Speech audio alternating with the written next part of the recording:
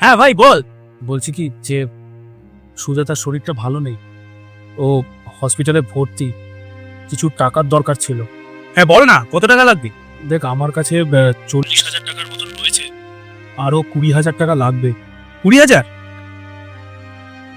হ্যাঁ দাদা আমি এক্ষুনি তোকে ট্রান্সফার করছি। আচ্ছা ঠিক আছে।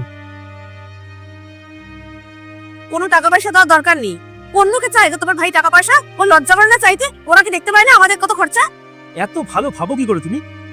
নিজের যদি কেউ বিপদে পড়ে তাকে সাহায্য করা উচিত, নাকি তার থেকে মুখ ফিরিয়ে নেওয়া। আমাদের আপন আমাদের বাচ্চারাই, আমরা শুধু তার কথা ভাববো। আমরা কোনো এটিএম মেশিন আছে সবার জন্য করতে থাকো সবসময়। থ্যাংক ইউ সকাল সকাল ঘরে ঝগড়া বাঁধানোর জন্য।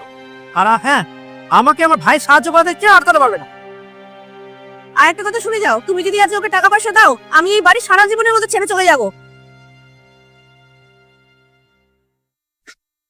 দিদি, আমার না ঘরে সব কাজ হয়ে গেছে, আমি তাহলে এবার বাড়ি যাচ্ছি। ঠিক আছে। দিদি, আমার না তোমার সাথে কিছু কথা ছিল। এই মাসের কিছু টাকা না আমার একটু অ্যাডভান্স দিলে ভালো হতো, আমার একটু দরকার ছিল দিদি।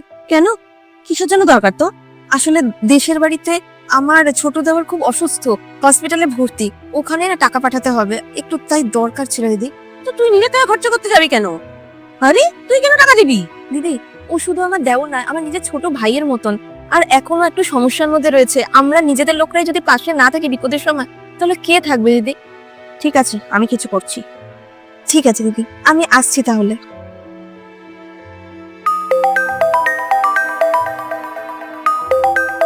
হ্যাঁ ভাই বল। হ্যাঁ দাদা, বলছিলাম তুই যে টাকাটা পাঠিয়েছিস সেটা আমি পেয়ে গেছি। বৌদি আবার নিজের অ্যাকাউন্ট থেকে আমাকে 15,000 টাকা পাঠিয়েছে রে। 15,000? তাই নাকি? হ্যাঁ। আচ্ছা ঠিক আছে ঠিক আছে ঠিক আছে, দেখছি। বৌদিকে আমার তরফ থেকে ধন্যবাদ বলে দিচ্ছি।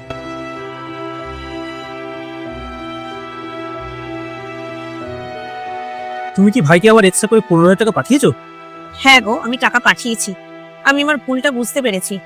আর আজ ওদের বিপদের দিনে যদি আমরা পাশে না দাঁড়াই আপনজন হয়ে, তাহলে কে দাঁড়াবে বলো?